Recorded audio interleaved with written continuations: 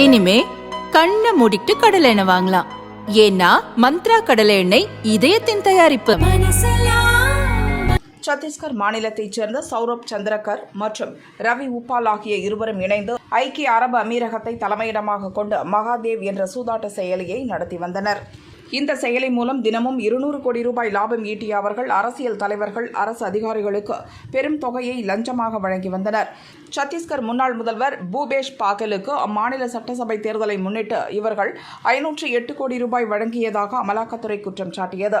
இது தொடர்பான குற்றப்பத்திரிகையில் பூபேஷ் பாகலின் பெயரை அமலாக்கத்துறை சேர்த்தது.